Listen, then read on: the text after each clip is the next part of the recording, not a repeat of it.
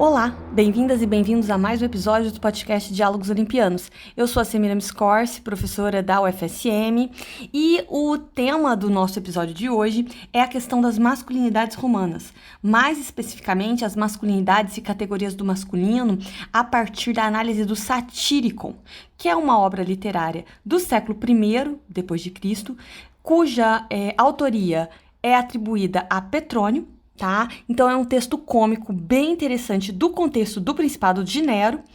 E para falar deste tema, eu convidei um especialista no tema, que é o professor mestre Fabrício Sparvoli Godoy. Mas antes de passar a palavra para o nosso convidado, eu vou apresentá-lo para vocês. O professor Fabrício Sparvoli Godoy é bacharel, licenciado e mestre em História pela Universidade de São Paulo, a USP. Ele desenvolveu pesquisa de iniciação científica sobre homossexualidades masculinas romanas, sob financiamento do CNPq e da FAPESP. No mestrado, ele desenvolveu uma pesquisa sobre masculinidades romanas, sob financiamento também da FAPESP e sempre sob orientação do professor Dr. Norberto Guarinello. Entre 2016 e 2017, o professor Fabrício foi aluno de mobilidade internacional da Universidade Nova de Lisboa, em Portugal, tendo sido outorgada bolsa para ele, de mérito acadêmico pela agência da USP de Cooperação Acadêmica Nacional e Internacional, a OCANI, USP. Ele tem experiência na área de História Antiga, História Social do Império Romano, Literatura Latina e Estudos de Gênero. Atualmente, o professor Fabrício é doutorando em História, também pela USP, sob orientação do professor Dr. Júlio César Magalhães de Oliveira, e ele é bolsista da FAPESP, de doutorado, e membro do grupo de pesquisas Subalternos e Populares na Antiguidade. Então, muito bem-vindo, professor Fabrício. É um prazer recebê-lo aqui no podcast Diálogos Olimpianos. Muito obrigada por ter aceitado o nosso convite e seja bem-vindo novamente. Olá a todas e todas. Olá, professora Semiramis. Eu sou o Fabrício Sparvoli, atualmente doutorando no programa de pós-graduação em História Social da USP. E é um prazer enorme estar aqui hoje no Diálogos Olimpianos, podcast do qual sou super fã e acompanho já há bastante tempo, e falar um pouco sobre masculinidade, sobre categorias de masculinidade no Império Romano, a partir da minha pesquisa. É também um prazer poder conversar sobre o tema da minha dissertação, da qual, inclusive, a professora Semiramis fez parte das bancas de qualificação e de defesa. A minha dissertação tem por título Homens entre Homens, um estudo das categorias masculinas no Satyricon de Petrônio, e é fruto da minha pesquisa de mestrado, que foi orientada pelo professor Dr. Norberto Luiz Guarinello, com fomento da FAPESP, e que foi defendida no primeiro semestre de 2022. Então, muito obrigado pelo convite de estar aqui hoje, e eu espero que a nossa conversa seja interessante para todo mundo que está nos ouvindo. Nós que agradecemos o seu aceite, Fabrício, em participar desse episódio. E para começar a nossa entrevista, para quem não conhece o Petrônio e a obra Satyricon, será que você poderia contar um pouco para a gente sobre quem foi esse escritor romano, muito possivelmente o autor da obra Satyricon, e qual o tema central e os principais personagens dessa obra? Bom, todas as vezes que eu tenho que explicar o que é o Satyricon ou quem foi Petrônio, eu não consigo não lembrar do que o professor Fábio Faversani diz na sua dissertação de mestrado, que também foi sobre Petrônio e que tratou de pobreza na obra. O professor Fábio diz, em certa altura de sua dissertação, que se há alguma característica que nós podemos atribuir ao Satyricon com absoluta certeza, é a de obra polêmica. O professor diz isso para chamar a atenção ao fato de que as informações que nós temos sobre o Satyricon, sobre o autor do Satyricon, essa figura obscura a quem nós demos o nome Petrônio, as informações sobre o período de composição, o gênero literário do documento, enfim, todas são mais hipotéticas do que factuais. São informações, no geral, indiretas e que dependem de que nós confiemos em determinadas conjecturas, algumas com maior ou menor grau de certeza. Eu acho que convém começar por aquilo que é mais certo, ou seja, pelo próprio texto que nós temos do Satyricon e as informações que ele nos transmite. Dizendo de maneira bastante simplificada e resumida, o Satyricon é uma obra escrita tanto em verso quanto em prosa, e a sua história conta uma parcela da viagem de um jovem romano chamado Encólpio pelo sul da Península Itálica. A partir do texto sobrevivente, não é possível sabermos ao certo de onde a personagem vinha, para onde ela ia, nem por que ela viajava.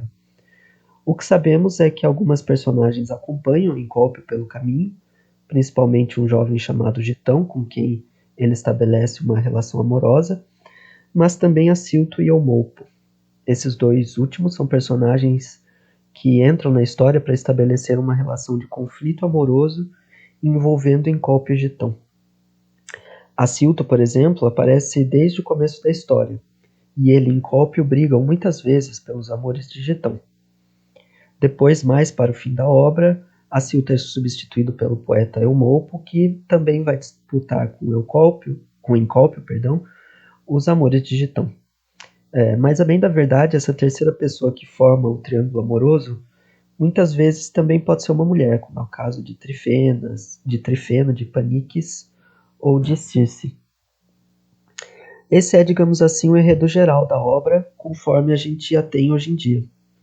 Para detalhar um pouco mais, eu chamo a atenção para o fato de que o texto do Satírico, que infelizmente chegou até nós de modo incompleto e fragmentário, é dividido em 141 seções, de maior ou menor tamanho.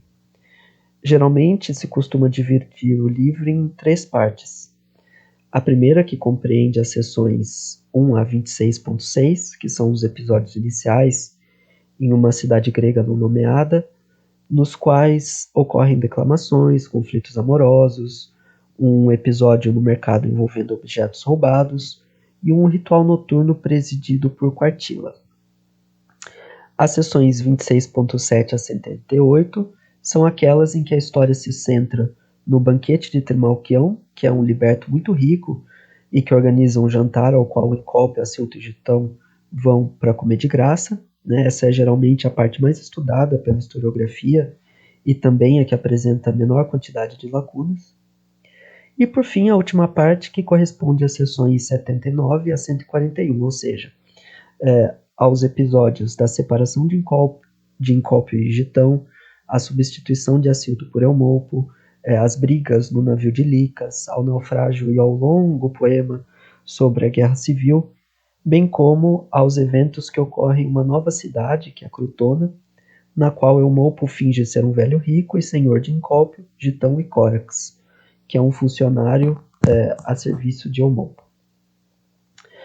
Eu acho que é importante também dizer que o estatuto social desses personagens muitas vezes é bastante confuso.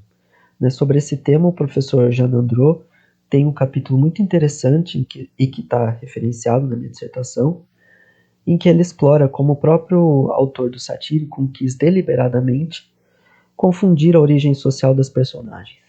Ainda assim, eu acho, e a bibliografia acha, que é possível afirmar de maneira genérica que na obra as personagens são caracterizadas de maneiras diversas. Há libertos empobrecidos, há libertos enriquecidos, há escravas influentes, pessoas livres e pobres, enfim. É um conjunto bastante diverso e complexo de personagens. Até que eu falei de coisas que são mais certas, porque derivadas diretamente do enredo da obra, de acordo com os fragmentos que sobreviveram. A outra questão que fica faltando tratar é sobre a autoria e a composição dessa história. E aqui eu gostaria de dizer que esse é um tópico que foi muito debatido ao longo do tempo, desde o século XVI, na verdade, e que gerou uma grande polêmica chamada por algumas pessoas de questão petroniana. Eu vou aqui apenas indicar alguns caminhos para quem se interessar por esse assunto, que é bastante debatido e tem uma bibliografia muito vasta. Então, me baseando na introdução do professor Schimlin ao comentário que ele fez ao Satyricon, publicado pela editora Oxford em 2011, eu acho plausível a argumentação do professor, de que o autor do Satyricon seria um certo Tito Petróleo Níger, que seria o consular e membro da corte de Nero, e que a datação provável da obra seria entre os anos 62 e 66 depois de Cristo. Esse Petrônio seria aquela famosa personagem que aparece no livro 16 dos Anais de Tácito, embora o praenomen ali seja Gaius e não Titus, o que tem sido tomado como um erro na tradição manuscrita dos Anais de Tácito. Petrônio seria, como argumentou Sullivan, não apenas membro de um círculo literário organizado pelo Princeps, e que teria envolvido, entre outros, Sêneca e Lucano, como ainda teria sido uma das vítimas da conspiração de Pisão, como também foram vitimados nessa mesma conspiração Sêneca e Lucano. Como eu disse, a questão da autoria e da datação é bastante debatida, e eu acho que o vasto trabalho de Schimli é muito interessante nesse sentido, visto que ele é um dos grandes especialistas em Petrônio em termos internacionais vivos hoje. E é justamente com isso que eu quero encerrar minha primeira intervenção, com uma breve menção aos estudos sobre Petrônio e as traduções da obra para a nossa língua. E quando eu digo breve menção, talvez eu devesse dizer, na verdade, brevíssima menção, porque, de fato, o Satyricon tem servido de documento para tantas investigações, tanto no âmbito da história como dos estudos linguísticos e literários, que qualquer tentativa de síntese, por mais esforçada que seja, eu acho que suscitaria apenas balanços excessivamente parciais da minha parte. Então aqui, além dos trabalhos que eu já mencionei, do professor Fábio Faversani, do professor Jean Androu e do Schimli, gostaria também de mencionar e de fazer alusão, na verdade, às pesquisas das professoras Renata Garrafoni, do professor Fábio Joly, da Caroline Morato Martins, que foi orientanda do professor Fábio, da Lorena Pantaleão, que foi orientanda da professora Garrafoni, do professor Gleidson José da Silva, da Unifesp, da professora Sandra Bianchet, do professor Cláudio Aquati, e isso apenas para mencionar alguns nomes e nomes de pesquisadores nacionais que em algum momento de suas trajetórias profissionais se dedicaram ao estudo do satírico. Como eu disse, é uma obra que tem suscitado uma fortuna crítica vastíssima, e aqui eu faço apenas menção a esses autores para quem tiver interesse e quiser começar a entrar em contato com essa bibliografia que é bastante vasta. E por último eu queria destacar esses dois últimos pesquisadores que eu mencionei, a professora Bianchet e o professor Aquati, para chamar a atenção às traduções que ambos fizeram do satírico e que são uma referência para os estudos no nosso país. A da professora saiu pela editora Crisálida em 2014, em edição bilíngue, e a do professor Aquati saiu primeiro pela Cosac Naif em 2008 e foi recentemente reeditada pela editora 34. Para nossa sorte, o Satyricon conta também com outras traduções para o português, o que demonstra, eu acho, exatamente a valorização desse documento. Eu cito a tradução muito criativa do Paulo Leminski, publicada pela editora Brasiliense em 85, e também a tradução portuguesa do Delfim Leão, de 2005, para a editora Cotovia, e, por fim, a recente tradução do Alessandro Zir, de 2016, para a editora LPIM, com prefácio do professor João Ângelo Oliva Neto. Eu acho que, com certeza, quem se interessar pela obra terá diferentes possibilidades de ler o Satyricon no nosso idioma, cada uma dessas traduções enfatizando um aspecto específico e todas elas de excelente qualidade. Fabrício, e de forma bem geral, a historiografia sobre as masculinidades romanas, ela tem apontado para a caracterização da masculinidade em Roma, destacando as categorias de vir e quinaedos, sendo o vir, uma espécie de termo usado para definir aquele sujeito portador da masculinidade hegemônica, e quinaedos, o termo usado para sugerir aí esse desviante, Outra categoria que você aponta muito bem nos seus estudos e que tem sido um pouco ignorada pela historiografia é homo. Então vamos começar aí por essa última categoria. O que sua fonte, o Satyricon de Petrônio, ela pode apontar para a gente como recorrência de usos do termo homo? Bom, essa é uma questão muito importante e é a parte que eu mais gostei de trabalhar no terceiro capítulo da minha dissertação, para ser bastante honesto. Antes de responder sobre o uso da palavra homo, que é um substantivo masculino da terceira declinação latina, eu quero chamar a atenção para um fato inicial, que é o seguinte. Quando eu comecei a fazer a análise do Satyricon, eu nem sequer pensava em analisar a ocorrência dessa palavra no documento. Isso porque não só a historiografia indicava que a palavra não teria qualquer conotação de gênero, sendo equivalente a hoanthropos em grego, como ainda eu tinha aprendido nas aulas de latim, como certamente a maioria de nós, de que ela seria mais bem traduzida por pessoa humana do que por o homem, subentendido pessoa do gênero masculino. Bom, seria como se homo fosse uma palavra neutra, não marcada do ponto de vista do gênero, ao contrário de outras palavras como wir, naidos e outras. Seria possível aqui listar uma série de historiadores e historiadoras que adotam esse pressuposto, que na verdade eu acho que talvez seja a maioria de nós, mas eu vou me limitar a apenas uma autora, a Brooke Holmes, que eu trabalhei na minha dissertação, que em um livro recente questiona o seguinte, e aqui eu cito. Como você identificaria um homem na Grécia e Roma antigas? Como você poderia estar certo de estar lidando com um homem verdadeiro, um homem no sentido preciso da palavra? Em grego, aner ao invés de anthropos, ou em latim, vir ao invés de homo. E eu fecho a citação com esse questionamento da professora Brooke Holmes. Nesse sentido, eu tinha me disposto a fazer um catálogo e analisar a ocorrência de wiriquinaidos e de outros termos que talvez tivessem conotação sexual de gênero no satírico, mas não homo. Porém, quando eu comecei a fazer esse catálogo para análise, eu fui desde o começo percebendo que em alguns casos a palavra homo poderia sim ser compreendida como possuindo algum aspecto semântico que sugerisse não simplesmente uma pessoa humana, ou seja, que não fosse empregada de forma neutra, mas de fato propriamente um homem, uma pessoa humana, marcada com um marcador de gênero masculino. Então, curioso em analisar mais a fundo esses indícios iniciais, eu decidi compilar as ocorrências também de homo, não só de wiriquinaidos, e depois comparar todas as ocorrências. E eu confesso que eu fiquei muito feliz de ter feito isso, porque eu acho que eu consegui demonstrar algumas coisas bastante interessantes quanto ao uso de homo no Satyricon, não mais compreendido apenas como palavra, mas como categoria de gênero. E antes de passar para essas coisas interessantes que eu acho que eu descobri no Satyricon, eu quero fazer um breve parênteses, que é o seguinte. Logo que eu comecei a ficar interessado pelo uso de homo no Satyricon, a primeira coisa que eu fiz foi ir atrás das definições que os dicionários de referência oferecem à palavra.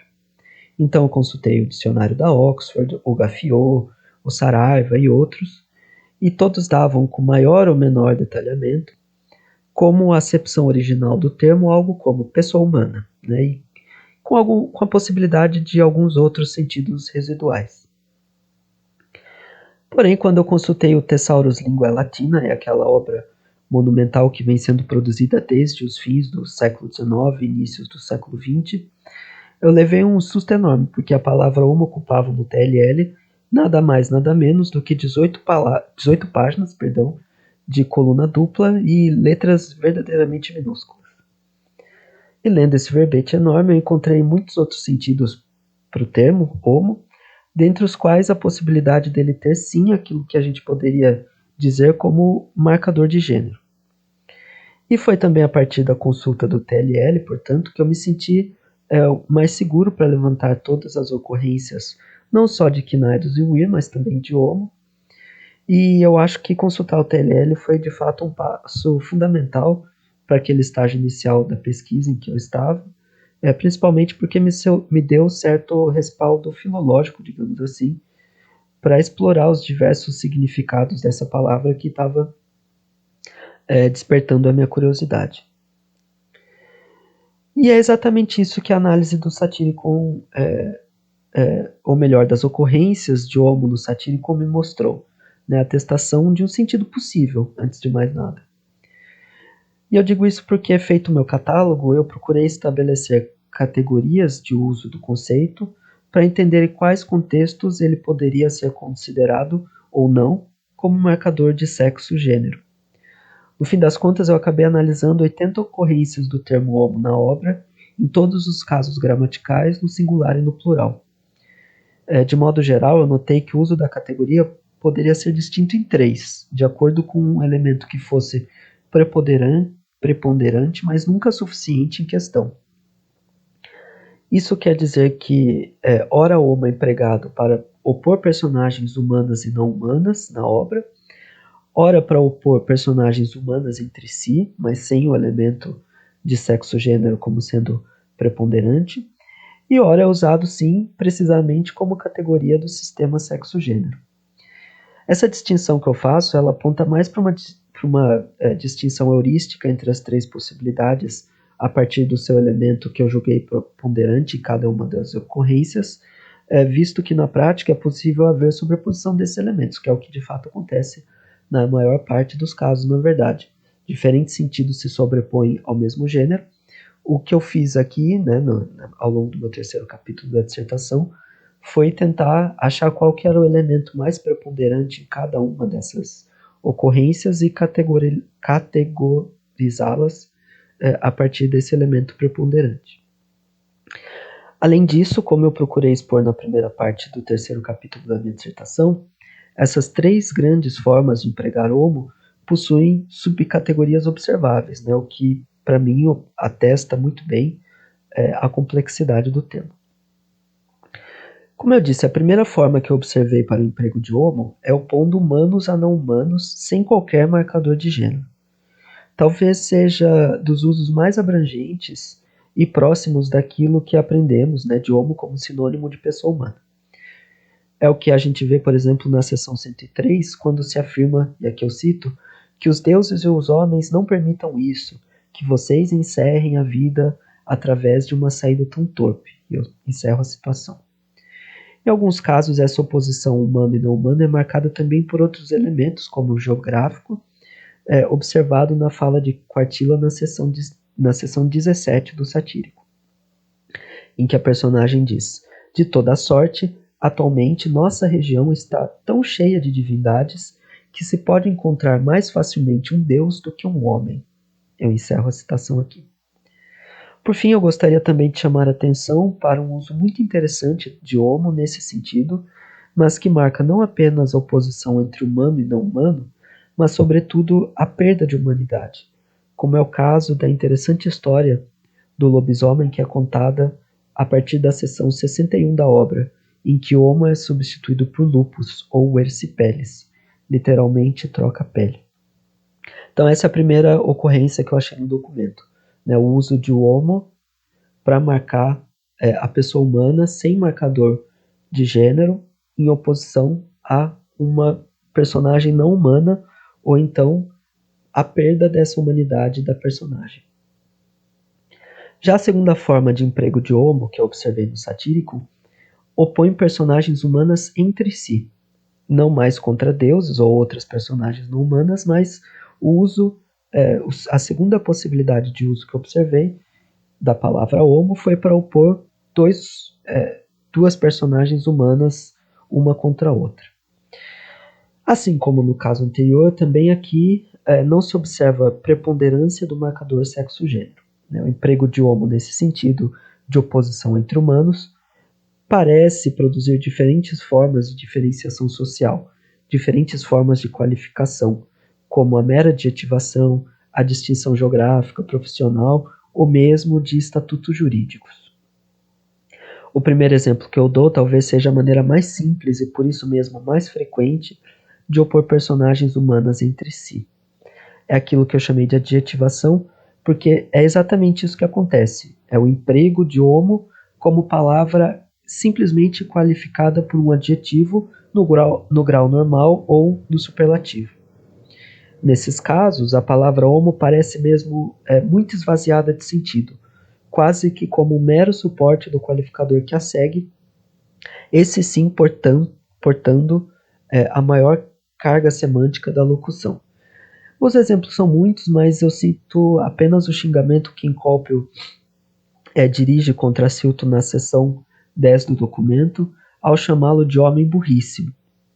Ou seja, aqui o uso da palavra homo destaca Encópio em relação ao seu interlocutor, Assilto, e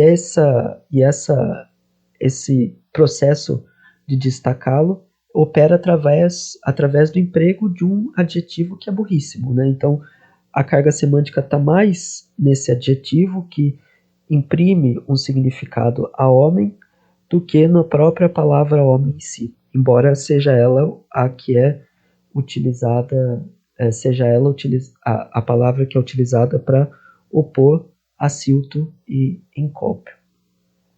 Outras formas de emprego de homo para distinguir socialmente as personagens possuem um elemento preponderante relacionado, por exemplo, ao estatuto social ou jurídico dessas personagens. Aqui os elementos de sexo e gênero seguem não sendo preponderantes, mas é uma forma de emprego bastante mais complexa que a mera adjetivação que a gente acabou de ver. É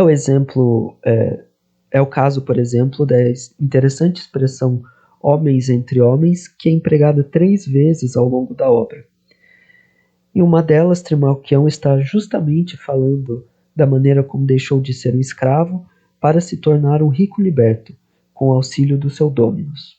Nesse contexto, ele diz aos seus convidados do jantar o seguinte, e aqui eu cito: que os ossos do meu senhor descansem em paz, ele que quis que eu fosse um homem entre os homens. Então aqui é uma nova maneira de usar essa categoria homo, sem imprimir a ela uma marca de sexo-gênero, mas para fazer com que ela distinga personagens humanas entre si a partir de uma referência de estatuto social, né, de posição social ou de estatuto jurídico. Bom, até aqui eu comentei da historiografia, da rejeição, da categoria, de 2 sentidos muito amplos que ela possui no satírico de Petrônio. No entanto, e eu acho que essa é uma contribuição fundamental para a compreensão da semântica da masculinidade no satírico, homo também é empregado na obra como marcador do sistema sexo-gênero, contrariamente às expectativas da historiografia hegemônica. O mais interessante para mim, né, nessa pesquisa, foi perceber que esse é um uso sistemático e não fortuito. Ou seja, a obra sistematicamente, em alguns contextos, emprega sim a categoria homo como uma categoria de sexo-gênero, não como uma categoria neutra, mas como uma categoria para se referir à pessoa especificamente do gênero masculino. Eu vou dar apenas um exemplo aqui, que está na seção 92 do satírico, mas outros podem ser consultados na dissertação, onde todos os exemplos são analisados. Nessa altura do documento, né, na seção 92, Gitão abandonou Encópio em favor de Assilto. Encópio, porém, conhece um poeta de nome Eumolpo, que vê Assilto nos banhos públicos. E então, né, quando o Eumolpo retorna à presença de Encópio, ele narra essa cena, cujo trecho, embora um pouquinho longo, eu acho que vale a pena ser lido. E eu vou ler aqui, começa a citar. Do outro lado dos banhos públicos, dizem Eumolpo, um jovem nu que havia perdido suas roupas chamava por Gitão aos gritos, com não menor indignação. Enquanto alguns escravos me zombavam com imitações muito petulantes, como se eu fosse insano, quanto a ele, no entanto, uma plateia enorme o circundou com aplauso e admiração respeitosa. De fato, ele tinha um órgão sexual tão grande que era possível acreditar que o próprio homem era uma parcela do falo. Um jovem que dá trabalho. Acho que ele deve começar em um dia e terminar no dia seguinte. E aqui eu fecho a citação. Nesse trecho, é a palavra homo que é utilizada para se referir a Assilto. E a associação entre a categoria homo e o órgão sexual de Assilto é evidente no trecho da obra, como em outros que eu explorei na dissertação. Não apenas a relação existe, como ela é aparentemente invertida. Assilto é tão avantajado que não é o homem que tem um pênis, mas é o pênis que tem o homem, acreditando-se na história de Eumolpo. Como se não bastasse isso, Acilto é ainda acolhido por um desconhecido que o ajuda a encontrar Getão. Implicitamente, o Mopo está a sugerir com ironia que a ajuda não veio gratuitamente, mas em troca de favores sexuais. E aqui, para terminar essa minha resposta, eu vou citar mais um trechinho da mesma sessão 92, que eu acho que exemplifica bastante isso que eu estou falando. Então eu começo, né? Diz o Mopo. Dessa maneira, rapidamente apareceu ajuda. Não sei exatamente quem, um cavaleiro romano, conforme diziam, ou um infame, cobriu com sua roupa aquele que andava, Acilto, e o levou para sua casa, penso eu, para lucrar sozinho de tão grande fortuna. Quanto a mim, só recebi minhas roupas do empregado depois que me apresentei. Usar a cabeça de baixo vale mais que usar a de cima. E eu fecho a citação. Bom, para resumir aqui a questão da categoria roupa. Ao fazer o levantamento e análise de todas as ocorrências de homo satírico, foi possível concluir que, se muitas vezes a categoria é de fato neutra, muitas outras vezes, porém, ela tem sim, ao menos nesse documento que eu analisei, uma clara relação com o sistema sexo-gênero, se constituindo de fato como uma categoria possível de masculinidade. E além disso, como a mais utilizada no documento, isso que eu acho que é bastante interessante também, né? Que homo é a palavra mais utilizada em todo o satírico para se referir não a uma pessoa sem gênero, digamos assim, ou não marcada pelo gênero, em oposição à pessoa não humana, personagem não humana, mas para se referir especificamente à pessoa marcada pelo gênero masculino. E isso é muito interessante porque, me parece, amplia a semântica da masculinidade na Roma Antiga, além de ser um indício a mais que pode auxiliar em futuras pesquisas. Então, é isso, mais ou menos, o que eu descobri, digamos assim, ao analisar todas as ocorrências da categoria homo no satírico de Petrônio. Não é que elas não necessariamente correspondem àquilo que a historiografia pede, mas pode sim ser uma possível categoria de masculinidade e que possui um uso muito complexo, muito variado e que, penso eu, pode ensejar ainda muitas pesquisas futuras.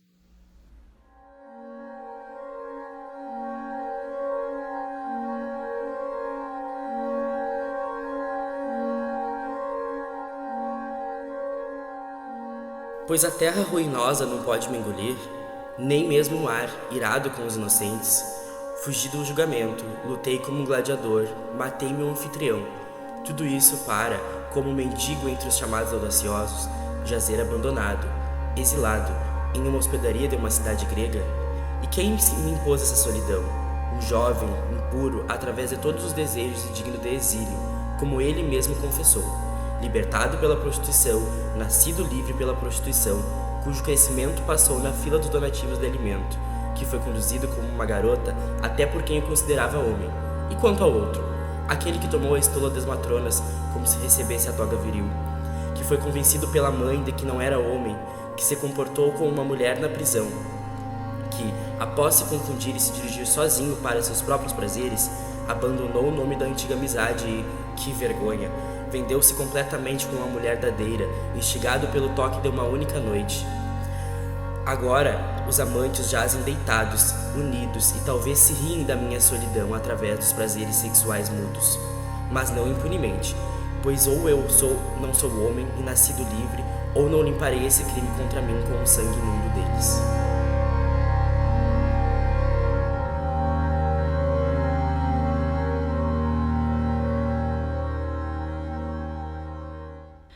O trecho que o Bernardo acabou de ler pra gente é a passagem 8126 do Satírico, né? Tradução sua. E nela ela aparece várias vezes a categoria weir. Bem, você já explicou pra gente sobre os usos do termo homo, né, na obra Satírico. Vamos agora para a segunda categoria, né, que você trabalha na sua dissertação, que é a categoria de weir. O que significa esse termo exatamente, né? De maneira geral, também, assim, como que a historiografia tem apontado como sendo o ir uma espécie de padrão de masculinidade hegemônica dos romanos, né? Além disso, quais protocolos esse ir, né, romano deveria seguir e o que a sua fonte, né, o Satyricon de Petrônio, aponta sobre o ir romano para a gente? Eu acho que esse trecho que foi lido do Satyricon exemplifica bem o que é ou que deveria ser o ir, se bem que de maneira negativa.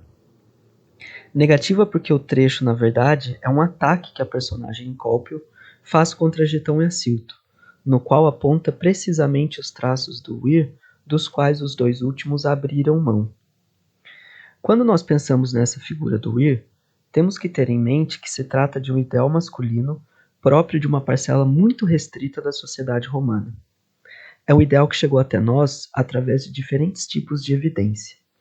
As principais, claro, são as literárias, nas quais observamos a figura ideal do cidadão romano, sendo aquele senhor de si e de sua família, o núcleo agregador de uma rede de clientes e geralmente um orador. É importante nesse ideal alguma atividade militar, como a participação em alguma batalha ou o comando de algum exército, mas também pública, como a participação no Senado ou o governo de alguma província. Do ponto de vista da sexualidade do gênero, essa figura masculina idealizada tem que ter aparência pública de autogoverno, de controle das fronteiras do seu corpo. É aquilo que o Jonathan Walters chamou de a impenetrabilidade do wir, ou seja, do fato de que seu corpo nunca está disponível para as outras pessoas, mas que essas pessoas têm sempre seus corpos disponíveis às vontades do wir. A virilitas, assim, deveria ser publicamente reconhecida e controlada, como indicam, por exemplo, os rituais do corte da primeira barba ou da troca da toga praetexta pela toga virilis. O vir, de certa forma, representa aquilo que poderia ser chamado de masculinidade hegemônica, para tomar de empréstimo o termo da socióloga Conel.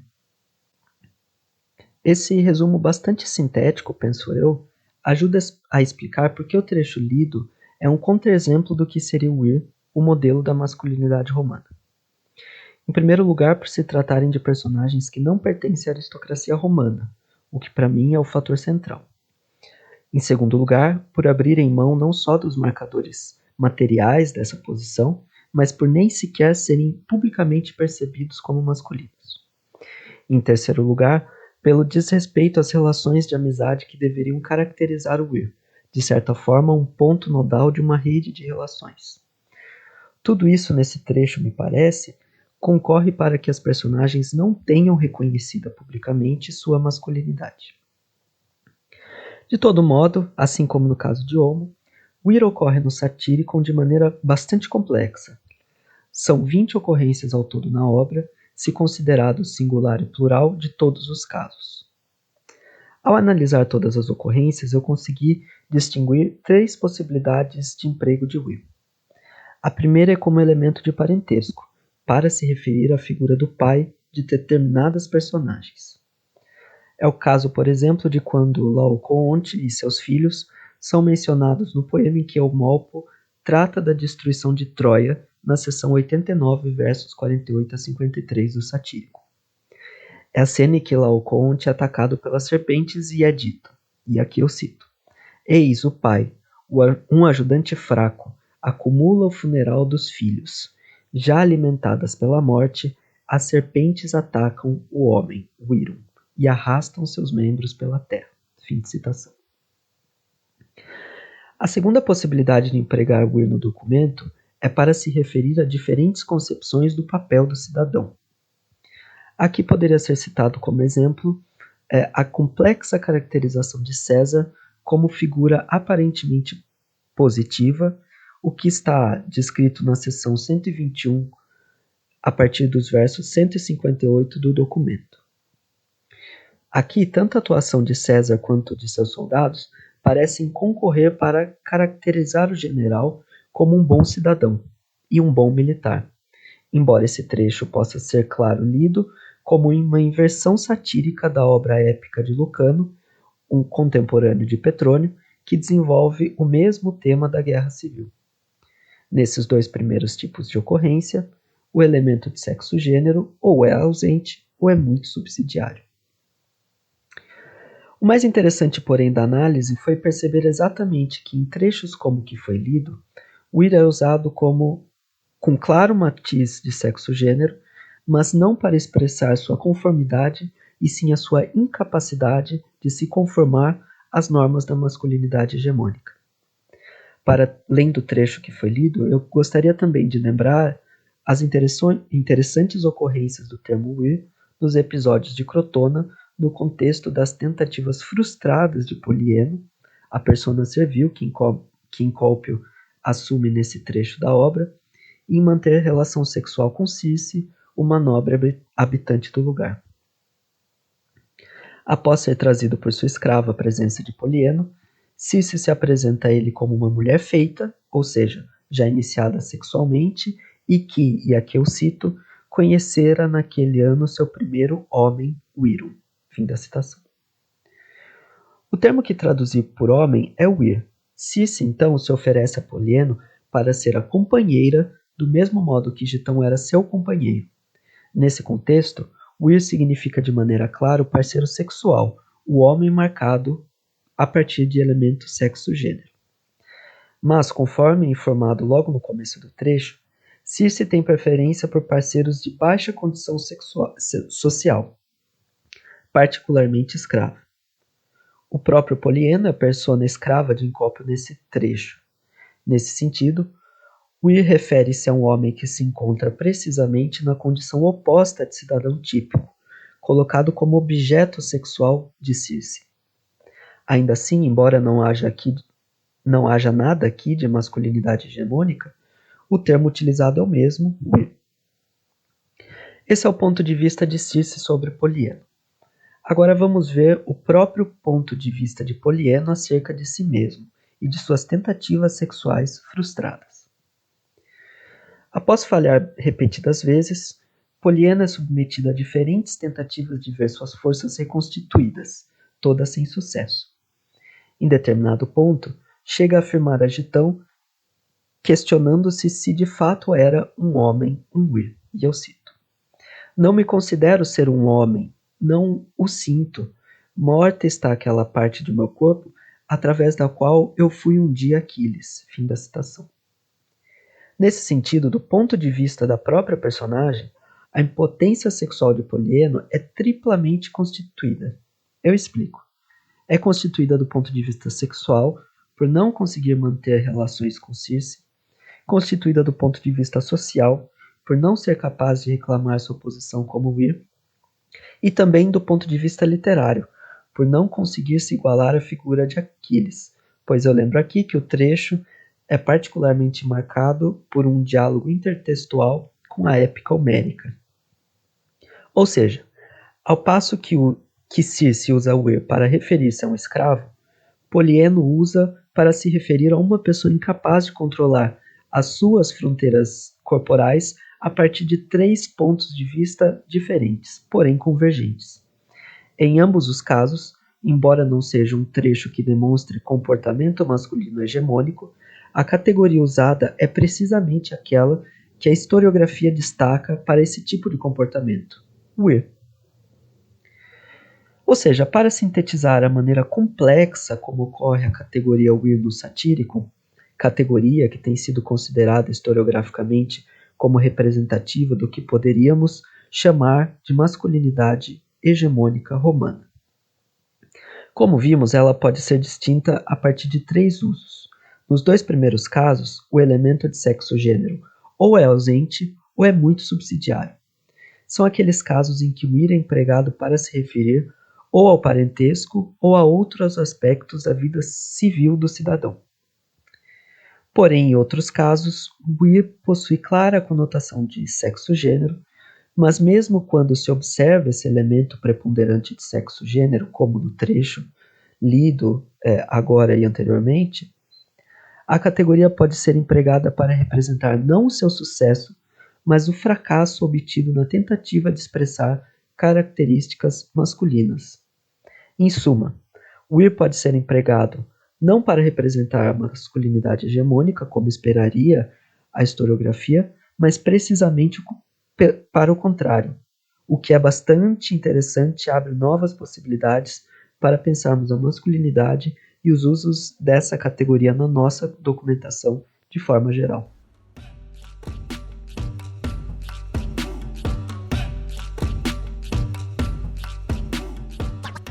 Entra Alquinaedos, homem mais insosso de todos e completamente digno daquela casa, que, gemendo com trejeitos das mãos, jorrou poesias desse tipo. Para cá, venham agora, relaxem os pés, adicionem o caminhar ligeiro, apressem a sola dos pés, seus desmunhecados de fêmur fácil, de nádega ágil, efeminados, velhos, fiéis castrados de Apolo. Consumidos dos seus versos, ele me sujou com um beijo imundíssimo. Logo subiu sobre a cama e, com toda a sua força, tirou minha roupa, enquanto eu recusava. Sobre meus órgãos sexuais incapazes, sempre e muitas vezes atacou. Rios de acácia fluíam através da sua face que suava e, entre as rugas, as suas bochechas eram crateras, de modo que era possível pensar que uma chuva descascava a parede.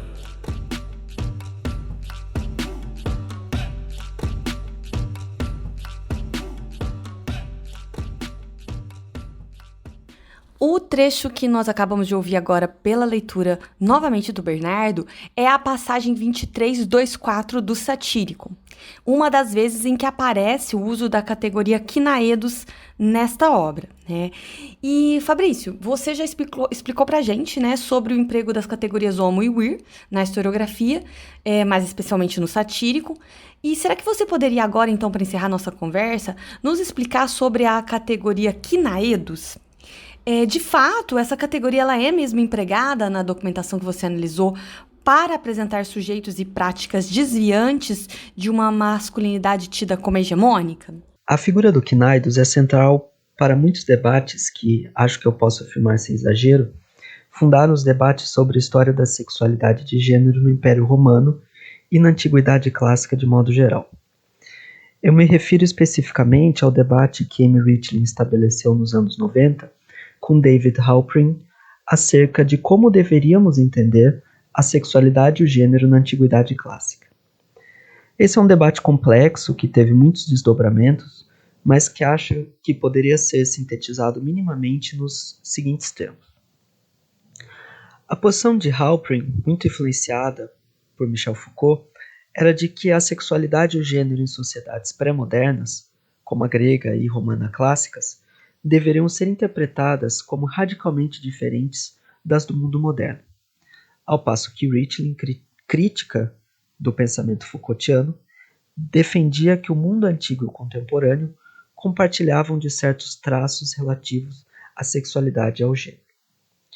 Muito foi escrito a respeito disso, e eu destaco o livro 100 Years of Homosexuality, que Halprin publicou em 1990, no qual ele defende que o quinaedos nada tem que ver com o homossexual moderno, bem como o artigo importantíssimo intitulado Not Before Homosexuality, que Richling publicou em 1993, no qual ela argumenta justamente o contrário, de que o quinaedos e gays modernos guardam aspectos comuns.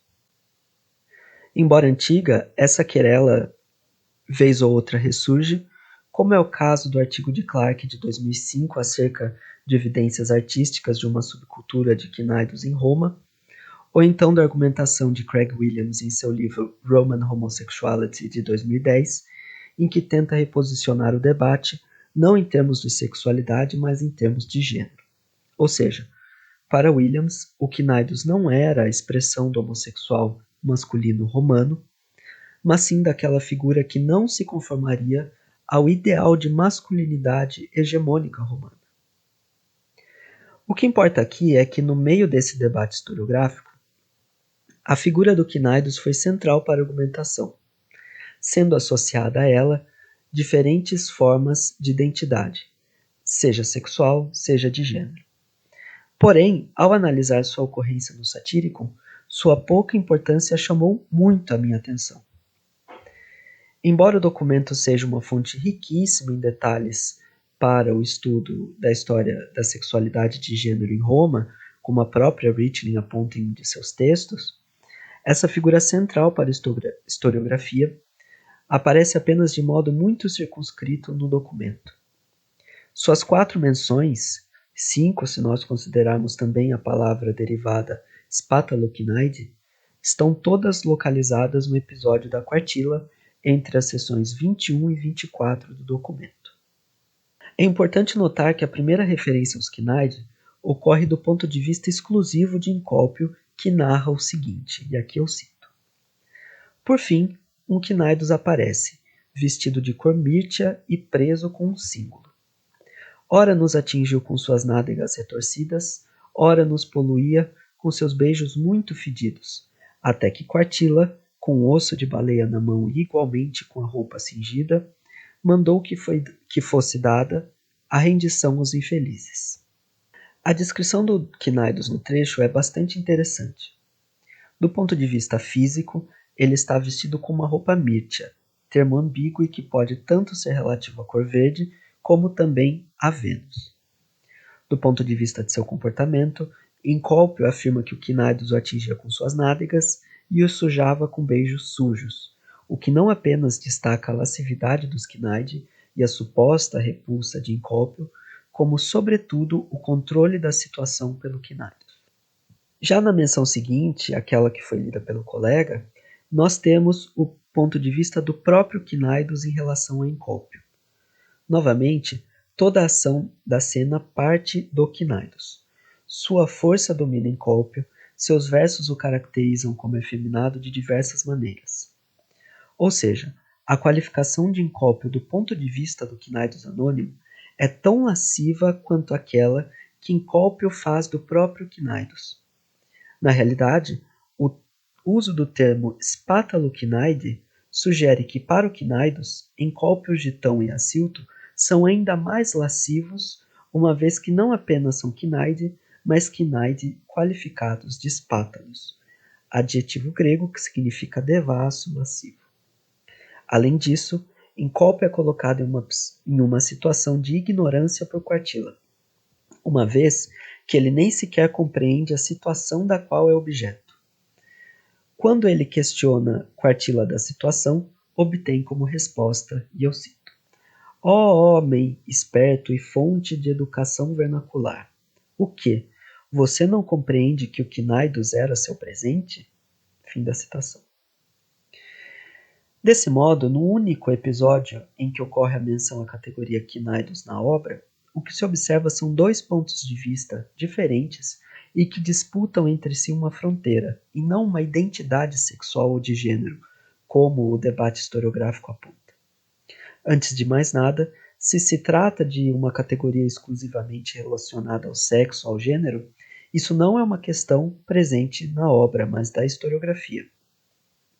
De fato, tanto a ação sexual como seu significado, ou seja, tanto o sexo quanto o gênero, estão presentes no episódio, sem que com isso as personagens procurem assumir uma identidade específica. É possível adicionar, além disso, que o contexto é sobretudo de um ritual religioso expiatório em honra de Priapo, no qual Cnidus desempenha seu papel sexual, é verdade, mas também religioso. De modo interessante, por sua vez, deve-se notar que o Cnidus não tenta penetrar Encólpio, mas o ataca com suas nádegas, como narra o texto. Mesmo assim, podendo assumir uma posição penetrativa, nem por isso Encólpio é classificado como figura masculina, penetradora e hegemônica, como poderia ser esperado a partir da historiografia predominante. A categoria Cnidus, aliás, não é empregada em momento algum em oposição ao ir no trecho. De fato, entre Encólpio e o Cnidus, mais do que uma identidade masculina, hegemônica e penetrativa, o que importa é a própria fronteira do sistema de sexo-gênero. Procurando estabelecê-la entre si, não buscam através dela distinguir e definir comportamentos masculinos fixos, hegemônicos ou não, nos quais querem se situar. Pois o que importa no emprego de Cnidus, no documento, é antes a disputa do que a posição disputada. Aparentemente, o Cnidus é sempre o outro. Fabrício, e agora sim, para concluir mesmo a nossa conversa, né? Então, a partir dessas 3 categorias, né, que você apresentou pra gente, homo, queer e quinaedos, quais as conclusões, então, que você poderia nos trazer, né? No que você acha que a sua análise contribui para a gente pensar em relação aos modelos interpretativos das masculinidades romanas que têm sido trabalhados aí pela historiografia? E, especialmente, né, em relação ao famoso modelo penetrativo ou priápico, né, como é chamado aí pela historiografia, o que você acha que a sua análise pode colaborar nesse sentido para a gente pensar os protocolos e os desvios da masculinidade romana? Bom, antes de mais nada, eu acho que é preciso dizer que aquilo que nós chamamos de modelo priápico ou penetrativo, aquele centrado na figura do Weir e na sua impenetrabilidade, tem sido objeto de revisão crítica já há bastante tempo. E isso aqui é muito interessante porque eu acho que a nossa historiografia nacional tem um papel muito importante nessa revisão, já que os últimos 15 ou 20 anos viram surgir muitos trabalhos, artigos, dissertações, teses, que dialogam criticamente com esse paradigma, que revisam seu funcionamento e apontam seus limites. A minha modesta contribuição na minha dissertação foi tentar apontar não só os limites do funcionamento desse modelo, mas como ele pode não dar conta de explicar um sistema classificatório masculino muito mais amplo e complexo. Isso, claro, num estudo de caso no Satyricon de Petrônio. Nesse sentido, em primeiro lugar, foi muito importante ter incluído na análise o termo homo, que até então era desconsiderado, e mostrar que, embora não sempre, pelo menos em muitas vezes, nós podemos perceber traços de sexo-gênero no uso dessa categoria. Em segundo lugar, que a categoria Weir, a privilegiada historiograficamente e que representaria a masculinidade hegemônica, não apenas não é a mais usada, como ainda nem sempre que é de fato empregada, tem traços de sexo-gênero. Por fim, que quinaidos, a outra categoria muito privilegiada pela historiografia e que poderia ser considerada como representante da masculinidade não hegemônica, talvez aponte no documento mais para uma disputa de posições do que para uma identidade fixa, na qual nenhuma das personagens resultam vitoriosas, digamos assim. Nem Cópio nem o Quinaido se enquadram, afinal de contas, naquilo que se chamaria de masculinidade hegemônica em Roma. E, no entanto, ambos disputam pelo estabelecimento de uma fronteira, mas não para se estabelecer em um dos lados disputados. É por isso que eu afirmo na conclusão da minha dissertação que, para retomar a citação de Brooke Holmes, que eu fiz no começo da dissertação e também no começo dessa conversa, fazer uma história da masculinidade no Satyricon do Petrônio significou não fazer uma história dos homens ou de como reconhecer os verdadeiros dos falsos, mas sim fazer uma história de como determinadas personagens são classificadas como masculinas a partir de um referencial classificatório mais amplo e complexo, no qual as categorias se distinguem, mas por vezes se chocam e se sobrepõem a partir de diferentes marcadores sociais, ora alguns mais ou menos preponderantes, mas nem sempre únicos e suficientes, dentre os quais o próprio sistema de sexo-gênero.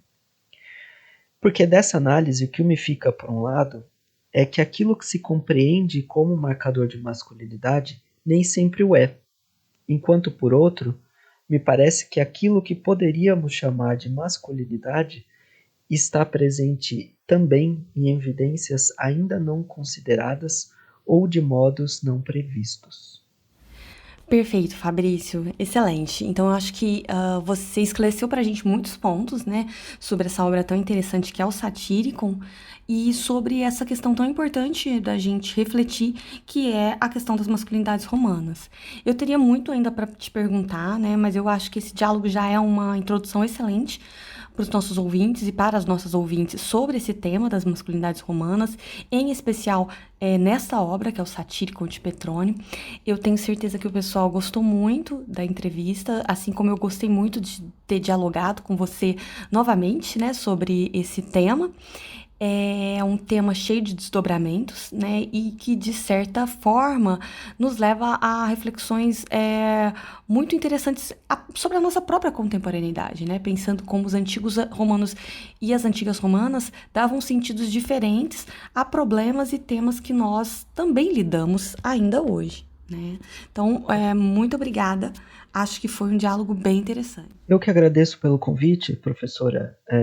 Para mim foi um privilégio poder conversar com você sobre a minha pesquisa mais uma vez, e dessa vez também com os ouvintes do Diálogos Olimpianos.